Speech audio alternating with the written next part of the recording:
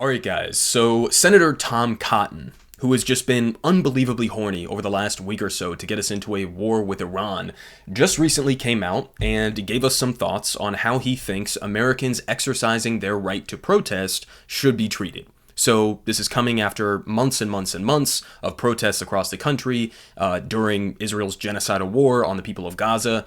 And more specifically, he's talking about some protests in which people have been blocking roads and highways as a strategy. So first we have this tweet here. He says, "I encourage people who get stuck behind the pro-Hamas mobs blocking traffic, take matters into your own hands and get them out of the way. It's time to put an end to this nonsense." So first off, pro-Hamas, we're really doing this? I mean, people are calling for a ceasefire. People are calling for an end to a genocide. And your response to that is just a lazy straw man. Oh, they're actually pro-Hamas. They're pro-October 7th. They hate Jewish people. Whatever. We've seen this a million times at this point. It's not even worth responding to this, right? But he says, take matters into your own hands and get them out of the way. So, obviously, many people initially look at that and read it as him saying you should assault people who are protesting and are making your life inconvenient in that moment by blocking the road that you're trying to get through, right?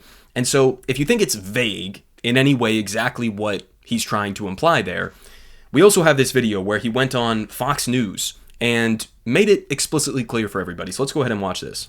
I agree with you that you have to get to these criminals early. If something like this happened in Arkansas on a bridge there, let's just say I think there'd be a lot of very wet criminals that have been tossed overboard, not by law enforcement, but by the people whose road they're blocking. If they glued their hands to a car or the pavement, well, probably pretty painful to have their skin ripped off. But I think that's the way we'd handle it in Arkansas. And I would encourage most people anywhere that get stuck behind criminals like this who are trying to block traffic to take matters in their own hands. There's only usually a few of them, and there's a lot of people being inconvenienced. It's time to put an end to this nonsense. Okay, so you can't get more clear than that. He literally uses the phrase, like, they're going to have their skin ripped off. They're going to be thrown off of bridges into the water.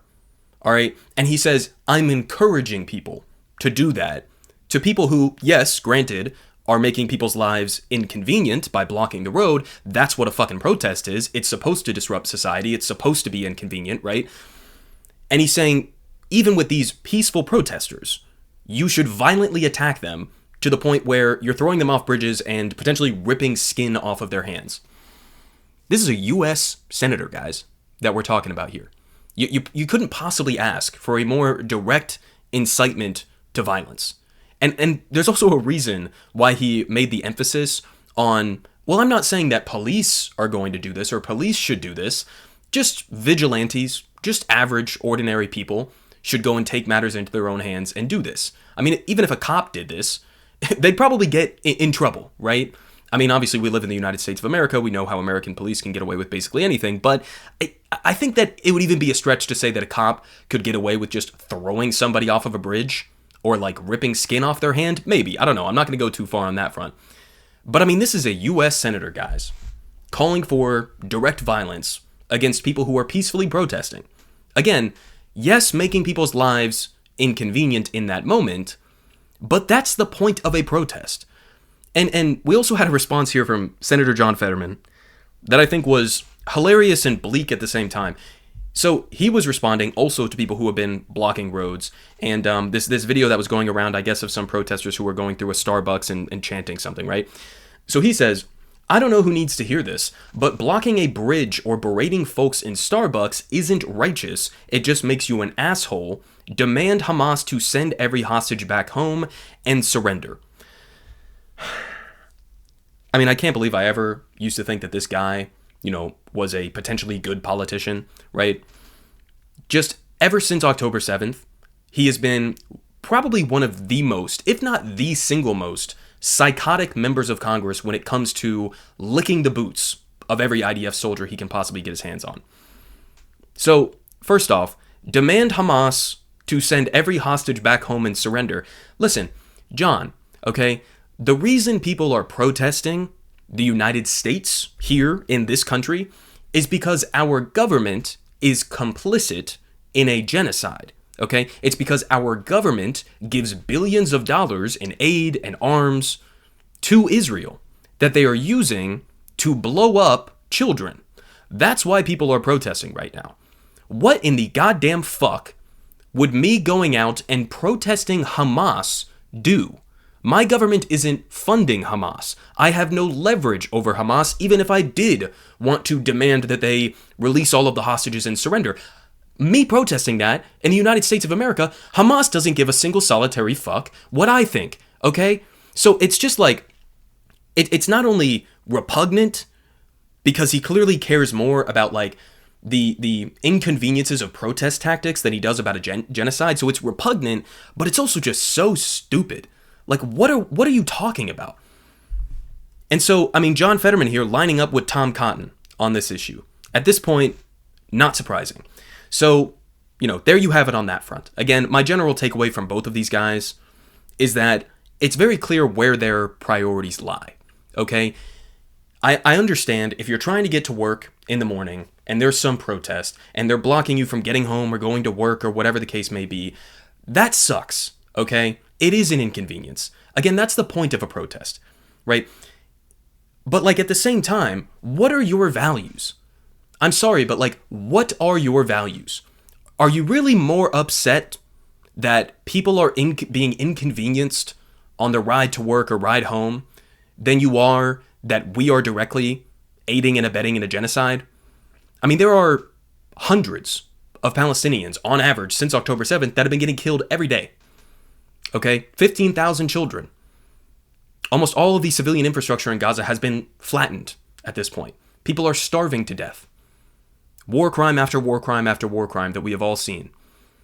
And you're more concerned about this. I think it says a lot about you, much more so than it says about the actual protesters. So there's that. There's also another point that people were making in response to John Fetterman's tweet here, which is like, he seems to think that like pro-Palestine protesters are the first people who have ever blocked roads and bridges. And somebody quote tweeted him with an image, maybe it's down here, yeah. John Fetterman just called MLK an asshole. I mean, guys, the tactic of blocking roads and bridges is something that has existed forever. Okay, this is not a new concept. This was widely deployed during the civil rights movement. So I guess if we were back during the height of the civil rights protests in the United States, John Fetterman would have been going out here and calling Martin Luther King Jr. An asshole for inconveniencing people, right? Of course he wouldn't. I mean, now if you asked him about this comparison, he would say, oh, well, it's not a fair comparison because all of these protesters are just pro-Hamas. They're all terrorist lovers and they hate Jewish people or whatever. So I'm sure he would come up with an excuse, but this is a very fair point. Okay, let's be clear. Now, I'm going to finish off with just one more article that I had here because this is an insane story, guys. Here from Vox, the Supreme Court effectively abolishes the right to mass protest in 3 U.S. states. So this has been getting overlooked, I think, a lot in the media recently. Vox is one of the only outlets that I saw initially cover this a couple of days ago. But the details of this are fucking crazy, guys. They say, the Supreme Court announced on Monday that it will not hear this case called McKesson v. Doe. The decision not to hear McKesson leaves in place a lower court decision that effectively eliminated the right to organize a mass protest in the states of Louisiana, Mississippi, and Texas. Under that lower court's decision, a protest organizer faces potentially ruinous financial consequences if a single attendee at a mass protest commits an illegal act. So essentially what this lower court ruled, and it was specifically in reference to this BLM organizer from a couple of years ago, and then at one of these protests that she organized, some random person who was there, like, threw a rock at a cop, and it hit him in the face, and then he had all of this damage that was associated from that. And then they tried to hold her accountable for that other random person throwing a rock.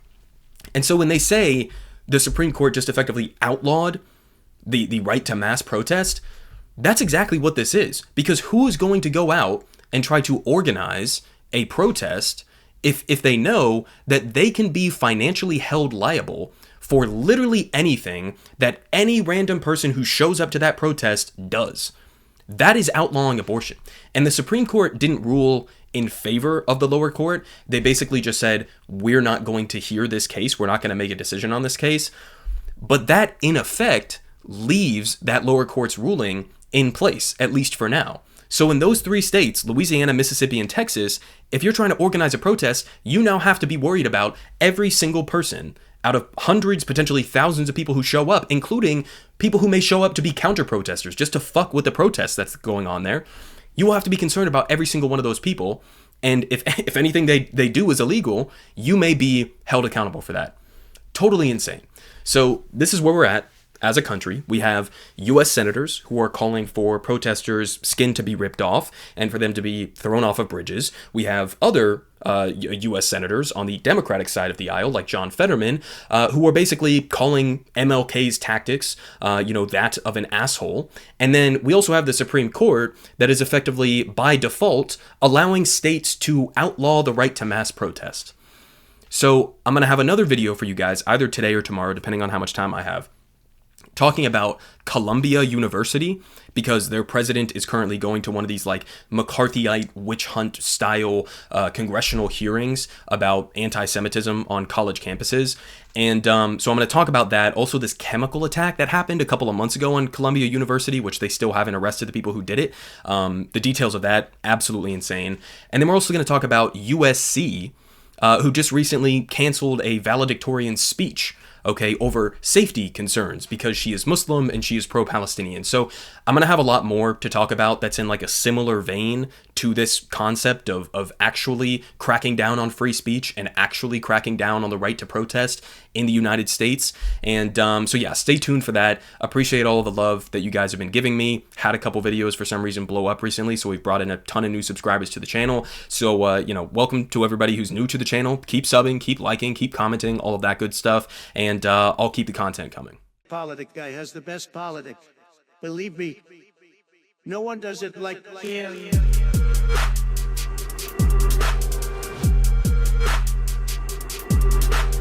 Believe me, everyone is saying